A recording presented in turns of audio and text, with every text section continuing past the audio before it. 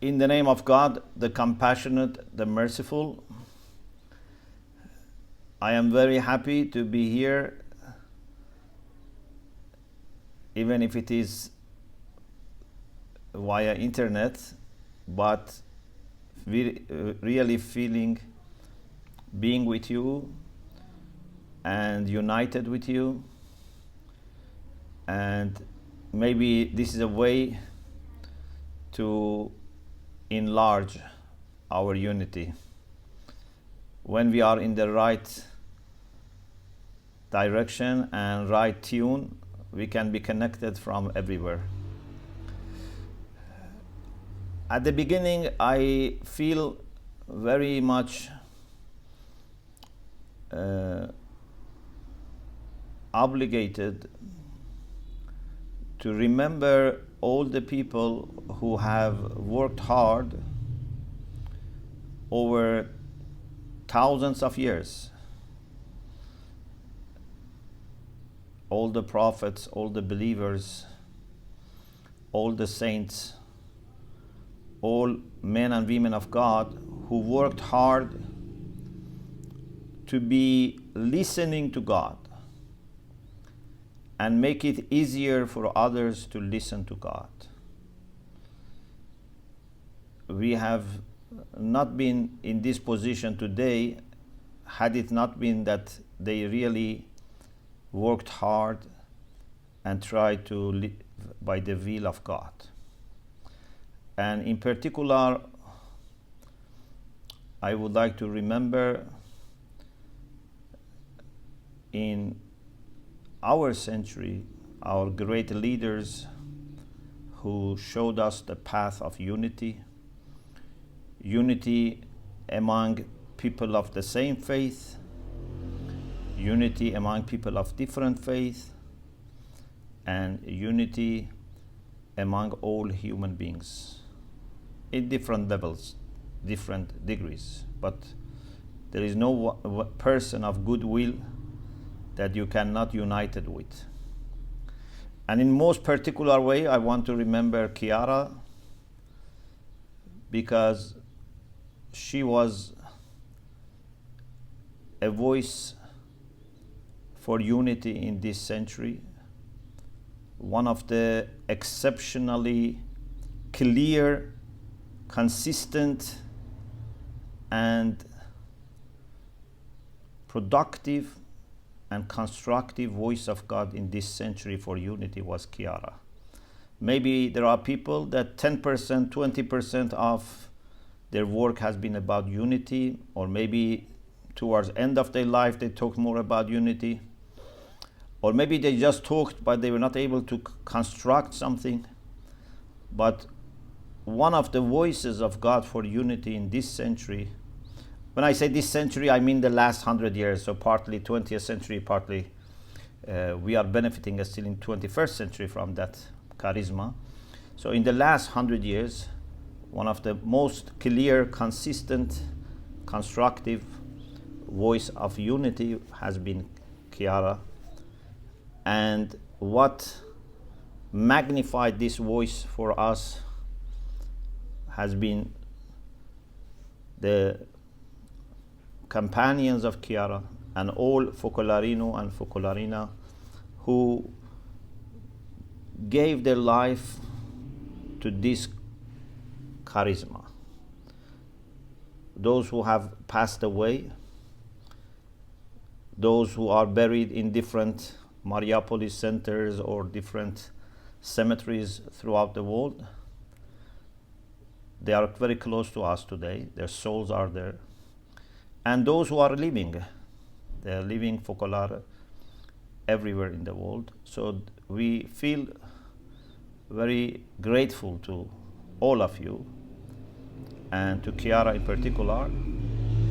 And I hope God gifts us with more voices and instruments for unity, especially in a collective way.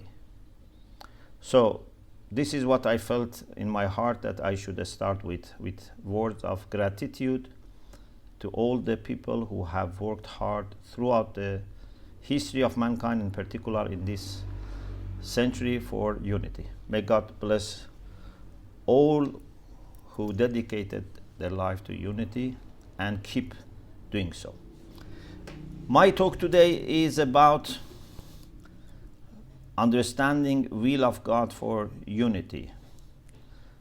Of course, I will speak from a Muslim background, but many of these things I think are common, at least in Abrahamic tradition. And I think it's just a matter of using the right direction for reading our scriptures. Otherwise, I think with the right direction, everyone comes to this understanding that unity is the priority.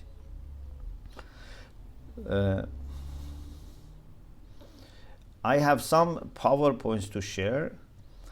Hopefully this makes it easier to follow.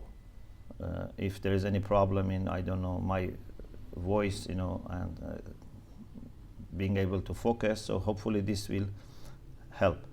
So I have 4 PowerPoints about unity of God, but I'm just sharing the last 3.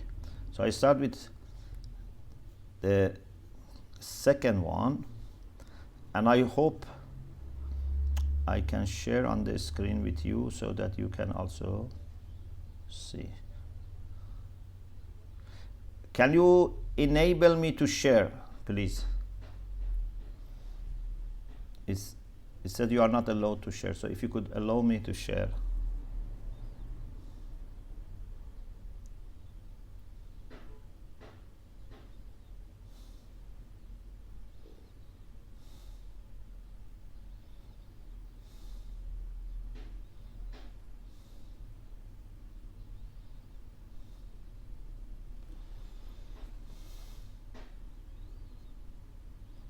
Can you allow me to share?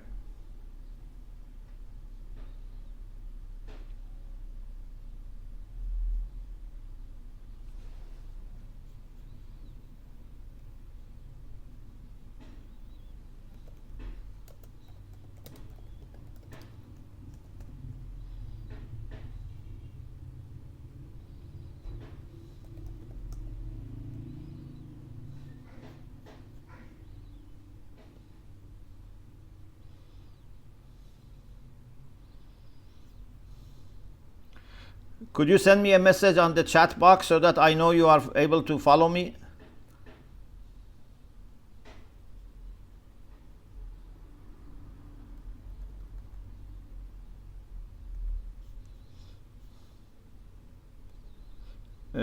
No, it says you are not allowed to share.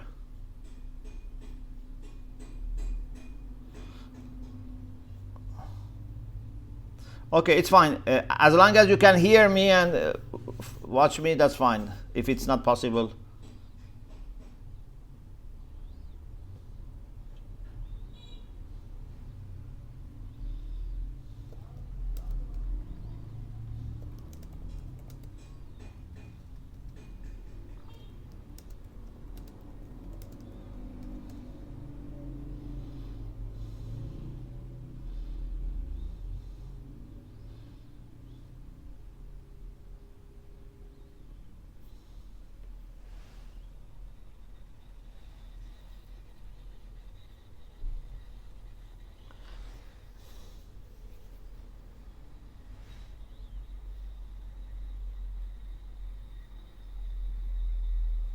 Okay, I cannot share the screen. Okay, now it's active. Now it's active. Okay, very good.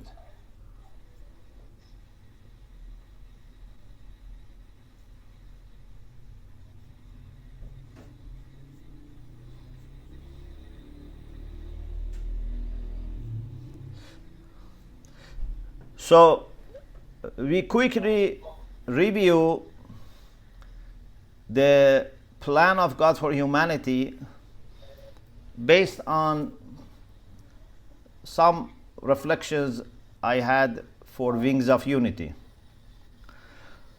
We know that God wants human beings to be united. but He wants us to do it by ourselves. In chapter 6, verse 35, God says, لو شاء الله لجمعهم على الهدى. Had God willed, He would have brought all of them together on guidance, on the truth. So, if He wanted to do something by His generative or existential will, that definitely happens. But in theology we say there is another kind of will of God, and that is what we call legislative will, al-iradatu tashri'iyya. And that is what God wants from us, but He makes us responsible, gives us choice. For example, God wants us to be kind and charitable to each other. But this will of God is not what He enforces through creation and acts of creation. He makes His will known to us through our conscience, our intellect, through revelation, but it says it's up to you. So, He wants unity, but He doesn't force it on us. Otherwise, it would have not that much value.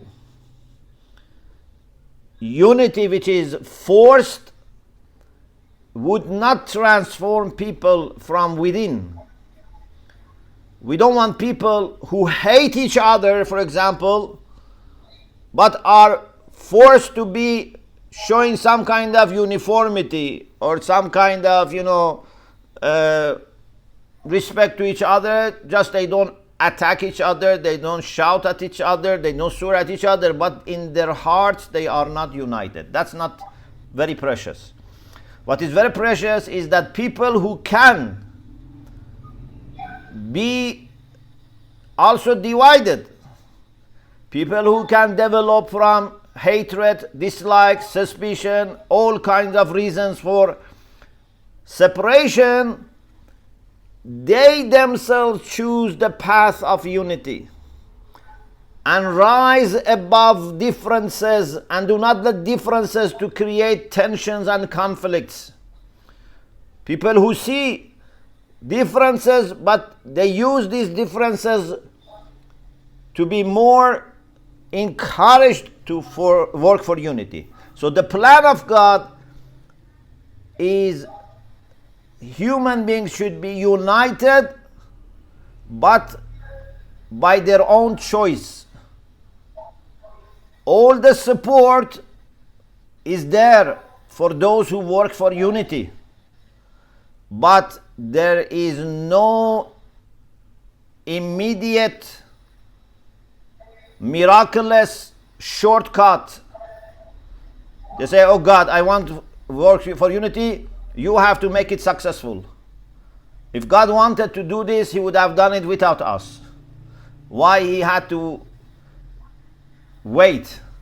Why from the beginning He didn't create human beings like, robots or like angels who have intelligence, but they don't have free choices in the sense of selecting between right and wrong that we have. Angels are very united with each other, but their unity is much easier than the unity of human beings with all the diversity and all the choices that every moment you can make. When you want to be united with someone, it's not one choice, it's an ongoing choice. Because every time something can happen to break you. This is the challenge of unity for human beings, They have to do it themselves. They have to keep it themselves. They have to grow it themselves. But all the support of God is for those who try. So, will of God in His legislative will is we should be united around the truth. And God, of course, is the absolute truth. God is the same with the truth, and we should be united around the truth so that we are in the closest position to perfection. So, God asks us to be united, but He doesn't force it, or He doesn't decree in a kind of generative or existential way. Then I have talked here about what the Quran tells us about God creating human beings in a diverse way. Differences of colors, differences of languages, ethnicities, gender, age, geography, time. There are lots of different factors to bring multiplicity. But the plan is that this multiplicity should be used for better relating to each other, better identifying each other, better connecting each other, making a more beautiful mosaic. Not to use these differences of color, ethnicity, gender, age, I don't know, etc., to discriminate against each other, to fight against each other, to feel superior to each other. So something that God wanted to be helping to our unity, many times, unfortunately, in the course of history, we have used them against unity. For example, in chapter 30, verse 21, God says, "And of His signs is that He created for you mates from your own selves, that you may take comfort in them. And He ordained affection and mercy between you. There are indeed signs in that for a people who reflect." So, between men and women, there are lots of differences. But this should not encourage us to work for superiority of men over women, or superiority of women over men, or we say we just need men, we don't need women, or we just need women, we don't need men, except to the minimum, to the necessity. No. God created men and women with differences and commonalities. Commonalities make them able to understand, and differences make them to supplement each other. This is the beautiful plan of God for humanity. There is unity and there is diversity. This makes family possible. This makes growth of humanity not only in a biological way, but morally, spiritually, intellectually, emotionally possible. Then in the next verse, God says, "Among His signs in the creation of the heavens and the earth, and the difference of your languages and colors, اختلاف ألسنتكم وألوانكم." In the differences in our colors and languages, we can find wise plan of God. We should not use differences of colors and languages for satanic purposes, for saying we are better than you, we can enslave you, we can, rule you, we can control you because our color is different. Our language is better. No, we are all human beings. And from God's perspective, no one is better than the other for the color or for the language or for gender, etc. These are just things to make us better relate to each other, identify each other. If we were mass produced by God, billions of people who look exactly the same, speak exactly the same, have the same talents and emotions and feelings, life was not possible. Even if supposedly it was possible, it was not interesting at all. When you meet every person, you are expecting to meet a totally new person. We are always positively energized by diversity that we see when we travel, when we read about other cultures, other nations, other people. It makes us all energized. But if we were all looking the same, talking the same talents, the same intelligence, the same emotions, there was no point in living too long. Because everything about everyone you could understand in the matter of maximum few years. So these are among the signs of God. Or in chapter 49 verse 13, God says the famous verse that we created you from a male and female, and then we made you into tribes and nations so that you know each other, you may recognize each other. لَتَعَارَفُوا, mutual recognition. Better identify each other, relate to each other. Prophet Muhammad said, people are like the teeth of a comb.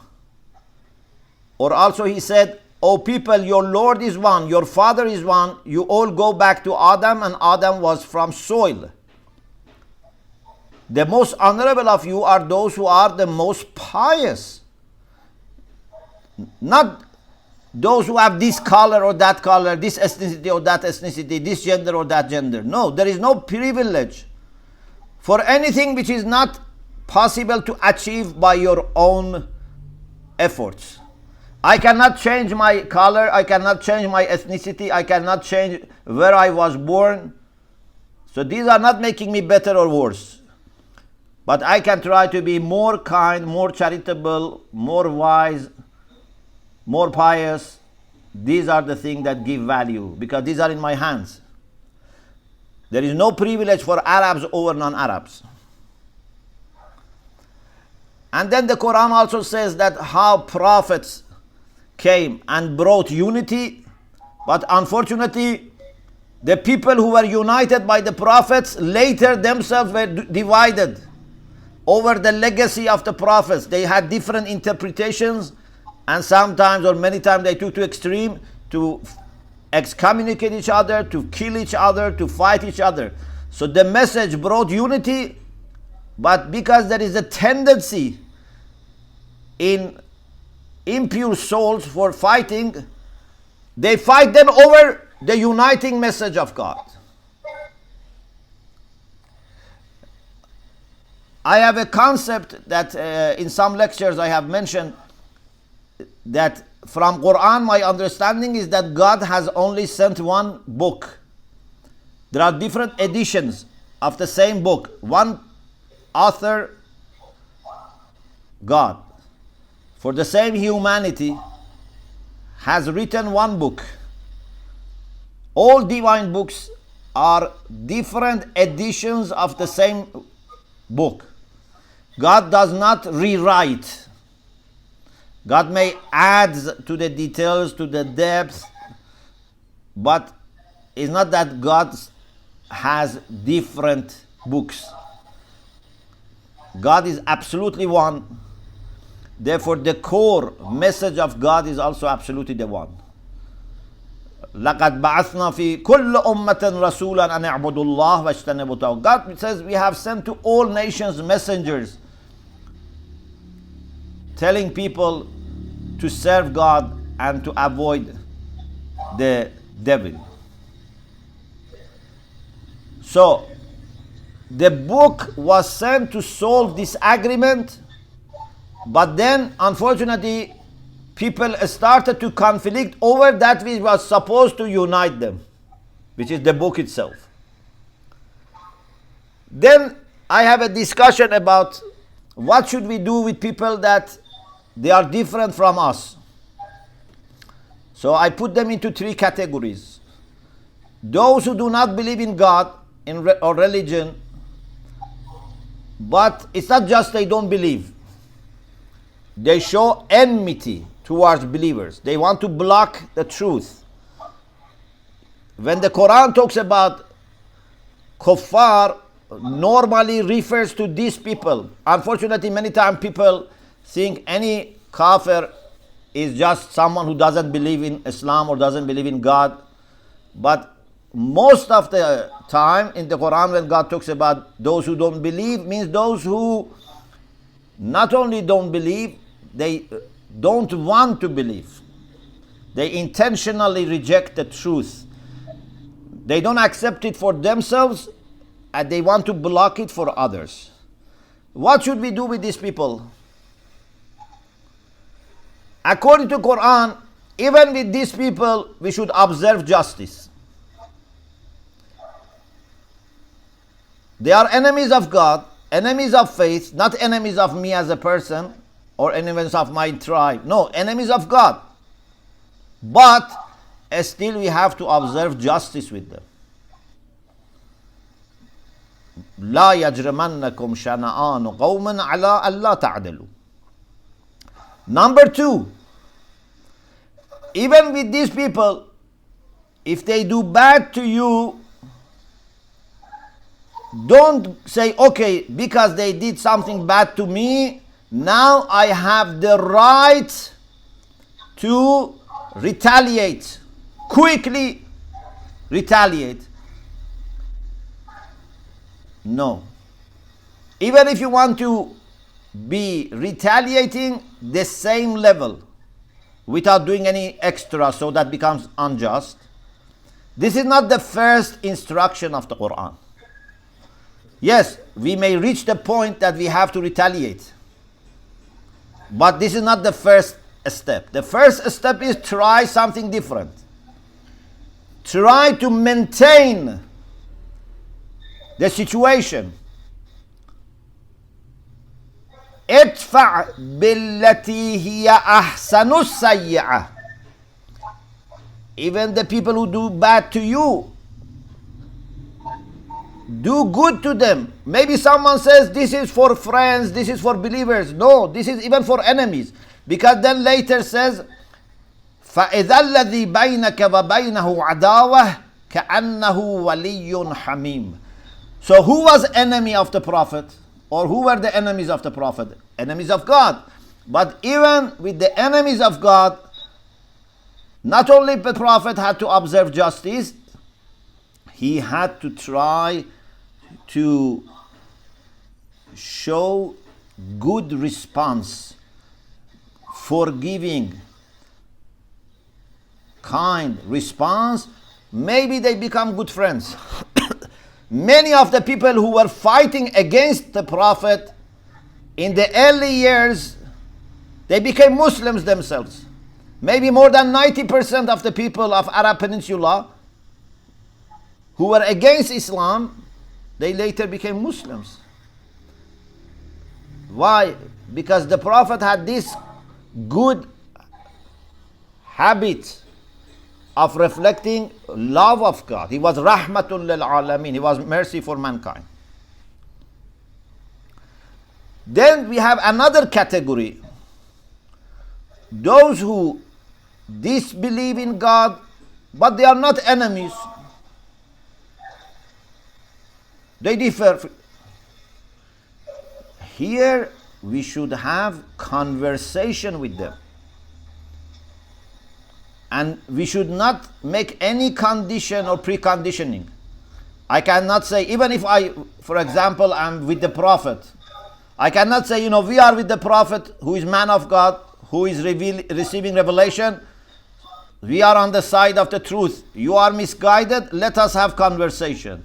No, this conversation doesn't go anywhere. God says to the Prophet himself. Can you imagine? God says to the Prophet himself that when you talk to these people who don't have faith, but they are not hostile, قُلْ إِنَّا أَوْ إِيَّاكُمْ لَعَلَى هُدًى أَوْ فِي ضَلَالٍ مُبِينٍ. Either we or you are guided or misguided. It doesn't say either, you are guided or misguided, or either I am guided or misguided. It says either me or you are guided or so. In both subject and predicate, there is no fixed term. Means we don't precondition anything. We don't assume we are right, you are wrong. Let us discuss.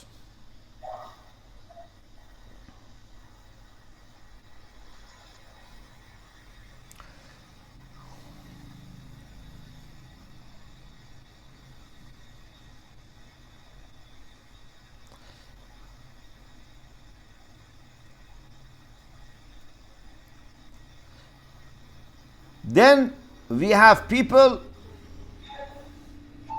that may not, be able to have good dialogue with them.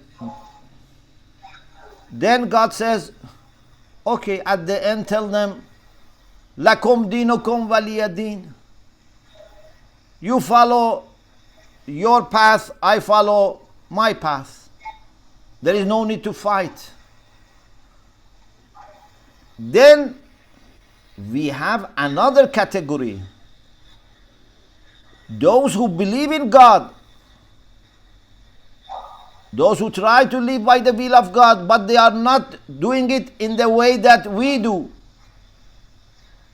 like Christians and Jews. This is different category. This is not the first category.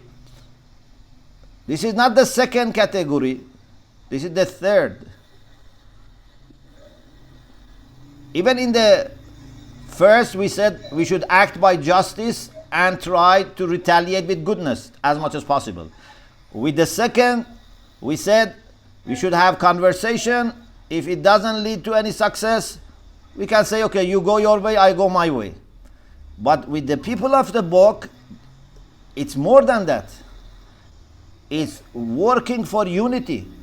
Come on to a common word. This is totally different paradigm. So now I go to the next PowerPoint.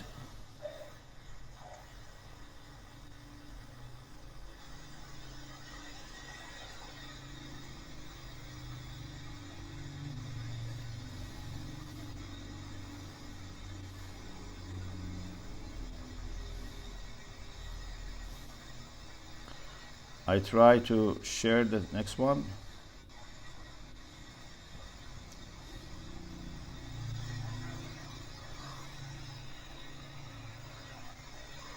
If there is noise, I think one of the connections can be muted.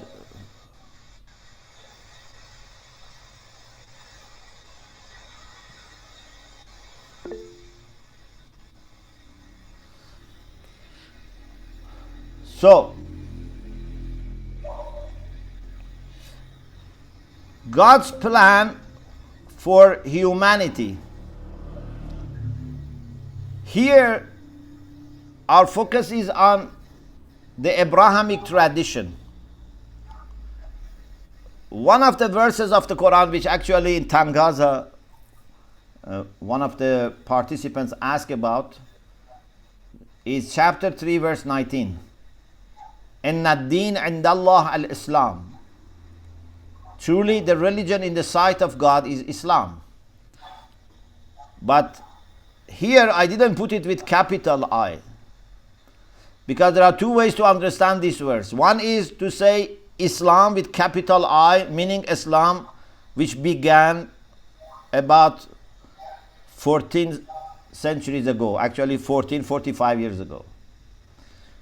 But in my understanding, and as many of our great scholars that I have benefited from their teachings have said, Islam here means submission to God. Is the religion of Abraham, Isaac, Ishmael, Jacob, Joseph, Moses, Jesus, Prophet Muhammad, is the same path.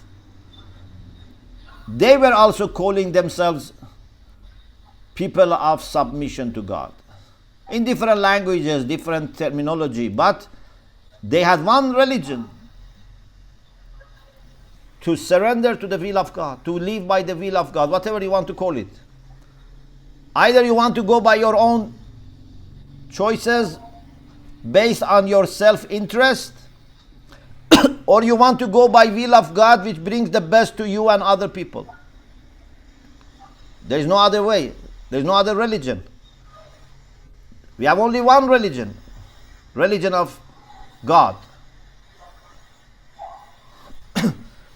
So, Prophet Muhammad or any other prophet didn't bring a new religion. This is wrong to think that Moses said, I brought you a new religion. Jesus said, I brought you a new religion. Muhammad said, I brought you a new religion. Do you have any reference that Jesus ever said, I am bringing you a new religion? All the religions before me are cancelled. It's a new religion. Or Prophet Muhammad saying, I have brought you a new religion. Or Moses said, no. Yes, they may have brought different codes of law, different rulings. Maybe they emphasized on different things. But it's one religion. If today Abraham comes, or we were able to go back to Abraham, would we find Abraham incomplete in his faith? It's a question. Would you say to Abraham, or Jesus, Christians would say to Moses, or Muslims say to Jesus and Moses and Abraham, that you are incomplete? You have to still believe in something more so that you become a believer. If they are incomplete, why they are our role models? Why the Quran says that even our prophet is proud to be a follower of Abraham? وَمَنْ أَحْسَنُ دِينًا مِمَّنْ أَسْلَمَ وَجْهَهُ لِلَّهِ وَهُوَ مُحْسِنٌ وَاتَّبَعَ مِلَّةَ إِبْرَاهِيمَ حَنِيفًا. Who is better in faith than someone who submits his face to God and does good acts and follows the tradition of Abraham? So our prophet is follower of Abraham, and Abraham was follower of Noah. إِنَّ مِنْ شِيعَتِهِ لَإِبْرَاهِيمَ. One path. Yes, there are different signposts. There are different maybe rulings, different ways to pray or fast or give charity, etc. I am not denying that. But one religion, one tradition, one God, one humanity. Therefore, we consider all the believers in the course of history as complete believers. Not that they are half believers because they didn't believe in some of the things which were revealed later. No, those things which were revealed gradually are not the core, are not the essence. Essence is to believe in God and the hereafter and do righteous work. Purify your heart from any sign of selfishness and ego.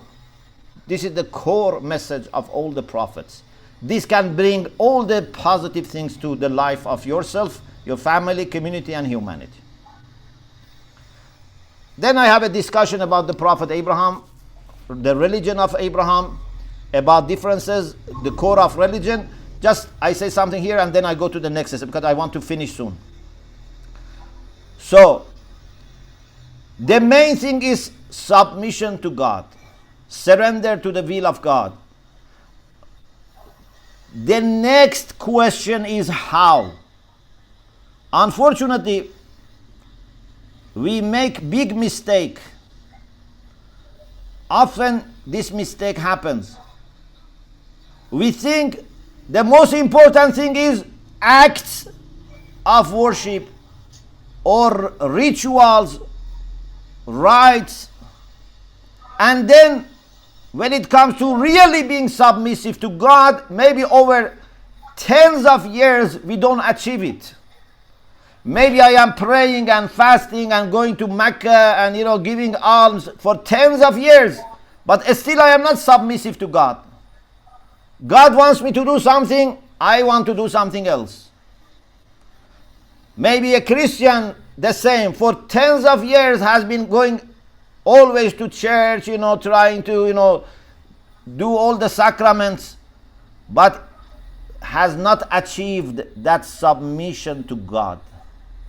So, all these acts are to help us to be submissive to God and to remain submissive to God and to grow, to become like Abraham, who said, "Inna salati wa nusuki wa mahyaya wa mamati lillahi rabbil alamin."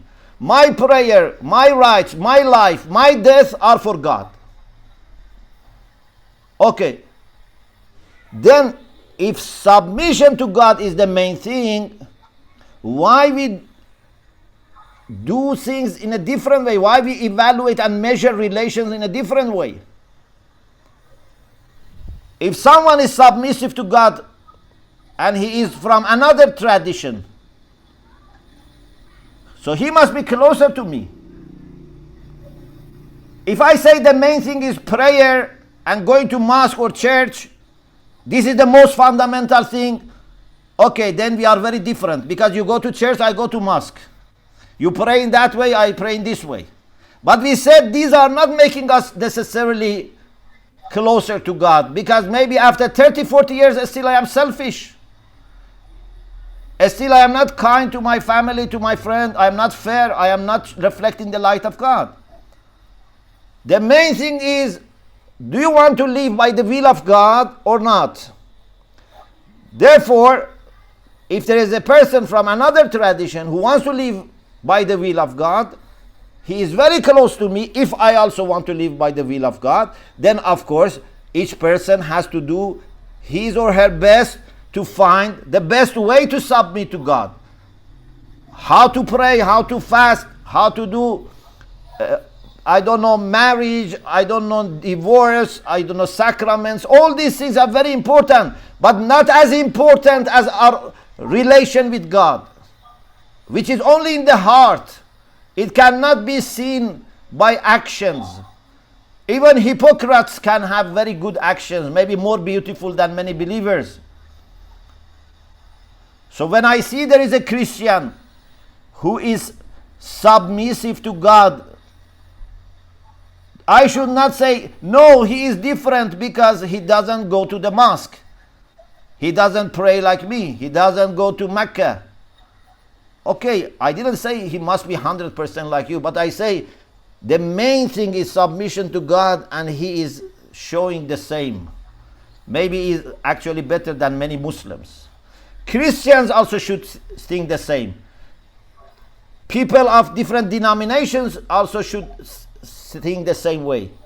We can have differences of theology, differences of practices, but any person who is living by the will of God is very, very close to me, if I am also trying to live by the will of God. So now imagine if you have these scenarios: a submissive Muslim and submissive Christian. This is one scenario. I mean submissive to God. a submissive Muslim and a disobedient Muslim who share theology, everything, doctrines, the same. A submission Christian and a disobedient Christian. Which one has a stronger relation? Many people would say, as long as they are Muslims or they are Christians, they share the same faith, they are closer. So submissive Muslims, submissive Christians are not that close to each other because they are different religions, following different religions. A submissive Muslim and disobedient Muslim, better. Or a submissive Christian and disobedient. These two and three are better than the first. Many people think like this. But I say, no. I am believing that the first is the best among these three. Of course, a submissive Muslim and a submissive Muslim, or a submissive Christian and a submissive Christian, they have more to share. I don't deny that. But the main thing that makes you united is to share submission to God. So I believe that Muslims who are listening to God and Christians who are listening to God really in their heart, they can have complete unity. Not perfect unity, because we have some differences in other issues, but we have complete unity. This is very important, the difference between complete and perfect. We can have, like for example, sometimes husband and wife, they have, very good life together, but they are not perfectly necessarily thinking the same way or, doing things the same way. But they can have, complete harmony. They actually, sometimes, these differences are better because they receive, different perspectives. Anyway, differences are still important, but they are not as important as the main thing which we share. So what is the core of religion? The core of religion is your relation with God, is your spirituality or your, love, your humility, your virtues. And people who are more spiritual, more humble, more grateful, more fair, they are better prepared for unity. I pass these things, and then I said, unfortunately, in the course of history, we have not seen lots of examples of collaboration among Muslims and Christians when it comes to faith. Thanks to God, most of the time they had peaceful life. No one should deny that. Okay? They had peaceful life. Thanks to God, they had trades with each other. They had scientific exchange, thanks to God. I don't deny that. But I say, unfortunately, Muslims and Christians have not that much collaborated over faith. They have respected maybe each other for the most part. They have maybe, had very good relations as neighbors, etc. But they didn't feel that they should work as a united team for God. So they have not formed the team of God. They have played individually. Christians by themselves, even Muslims and Christians not by themselves, no, by their own faith and denomination. Then even inside denomination, what kind of Shia you are, what kind of Sunni you are, what kind of Catholic you are. So everyone has tried to work for faith with the closest people in theory or in the mindset. But God expects from us to bring our unity to the cooperation over faith. We are not rivals. We are not competitors. We are colleagues. We are collaborators. If I am a servant of God, I need to serve every believer in God, whether he is a Sunni or Shia or Catholic or Protestant. If I am a servant of God, I should strengthen the camp of God, not just my own side of the camp. And this is very important step, that you try to learn how to look at things from God's perspective, not from your perspective. Our perspective is very limited. In Wings of Unity, in one of the rounds, I gave this example because we had two rounds of Wings of Unity on how to think of God and in God. I gave this example. I said, if with my father and mother and siblings I have very close relation, and then look at my uncle and his wife and children who are my cousins, and I have very good relation with them. I love my cousins, I play with them, etc. Whatever, if as a child, as a teenager, or even as an adult, I share a lot with them. We have very good relation between two families. But still, that is another family. They are not my family, they are part of the extended family. But what about your grandfather and grandmother? Your grandfather and grandmother don't look at these two families as you do, or your father's family look at you. Even if your grandfather and grandmother may have different levels of appreciation for their children or grandchildren, but for them, all of them are part of the same family. These partitions don't exist for the grandparents. So, we as Sunni, Shia, Catholic, Protestants, Orthodox, etc., we should try to rise and get closer to the way God looks at us. And for sure, God has ways to help people of different groups. I believe that God is helping sincere Christians, sincere Muslims, whether they are in my group or another group, my denomination, my religion or not. God is God of all. God has love. I am not saying His love is the same. As I said, grandparents may not have the same level of love and appreciation for their grandchildren or children, but they want all of them to have the best possible life in this world. And they want them to have happiness in the hereafter as much as possible. They don't discriminate against anyone. So if I am a servant of God, I should be first a servant of God and then a Muslim. A servant of God, then a Shia, not a Shia who wants to serve God. This is why in the last round of Wings of Unity we talked about identity.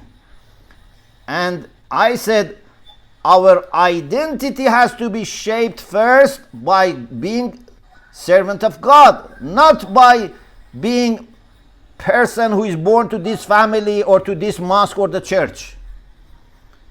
Who am I in the first kind of understanding that I have of myself? A servant of God. Someone who is serving God of humanity. Even not God of humanity, God of all creation. I have to serve even environment. I have to serve even animals, plants. So, I think I have to finish. Unfortunately, I didn't manage to go to the next PowerPoint. Basically, to be able to work for unity, we need to equip ourselves with certain virtues more and more, and with certain orientations. We need to be more humble. We need to be more grateful, even grateful for the blessings that God has given to others. If I thank God only for what my community has received, I am not grateful. I have to be grateful to God for everything that He gives to Shia, to Sunni, to Catholics, to Protestants, Orthodox, Jews, Buddhists, any person who has received anything from God. I have to be grateful. And this has lots of implications. More humble, more grateful, more fair. But also lots of orientations, lots of changes of attitudes have to take place, so that instead of I being the center or my community being the center, we really let God be the center of all the values, all the relations, all the priorities. He should decide. We are moving toward having the school of God. In Lopiano, in 2015, this came in a conversation I had with the priests. I said, God over centuries, over history has sent different prophets. They spoke different languages. They brought different, maybe, revelations. And we have therefore inherited a school of Islam, a school of Jesus, a school of Moses, etc. But my idea is that, from what I understand, that in the end of time we will not have different schools. We will have a school of God, not a school of Prophet Muhammad or a school of Jesus or a school of Moses. We are going to have a school of God. There is place for people who are, maybe more interested in Islamic culture, Islamic theology, Islamic spirituality. Maybe people of, I don't want to say at the beginning, for example, of a school of God, all people have to be thinking the same. All the differences go away. No. In the school of God, we go and register with different backgrounds, different interests. I go as a Shia, someone goes as a Sunni, someone as a Catholic, someone as a Protestant, etc. We go there in the school of God. But then we are under education and pedagogy that God provides, and people who are completely dedicated to unity, then gradually we will see that we can now better breathe in this spirit of unity, and we will see that how we become more godly and we agree on many points. Sometimes maybe a theological difference that we cannot agree and takes decades or hundreds of years between two groups of Christians or two groups of Muslims to agree on. In the school of God, gradually we will overcome all these differences. But from the beginning of registering in the school of God is all full of love and respect. So we need to move to that school of God. And all the prophets and all the saints, all the wise teachings of all these great traditions will be taught and will be acted upon in the school of God. No one is going to be eliminated or discriminated against. But nothing also is going to stop us from growing in our unity. So we need to bring these virtues of humbleness, gratitude, fairness, and these outlooks which make God the center into formation in the schools, in the seminaries, in the places of formation of monks and nuns, imams, sheikhs, priests, ayatollahs, bishops to become in future. Right from the beginning, these have to be put in the formation. Otherwise, I think they cannot even understand their own faith properly. If I don't know how to relate with other people of God, I have not understood my own faith. Because my faith has to explain this in the way that God wants. This is what we are humbly trying to do, to put this in the formation, in the community, in the seminary, and we are going together to do it with Focolare, with Tangaza, and I hope we can have soon opportunities to bring young priests, imams, sheikhs, nuns, monks together for a week, for a month of formation. That can be one ingredient of their, intensive formation. And that will certainly lead to changes of the communities. May God be pleased with our humble efforts, with our little and small work that we are doing together. If He is pleased, that's then great. If He is not pleased, even if we do massive work, it doesn't have any value. So I hope God is pleased with our humble work, and as a sign of His pleasure, He would guide us towards what He wants from us and give us the determination and the resources so that we can move to that direction without least of hesitation from us. Thank you very much.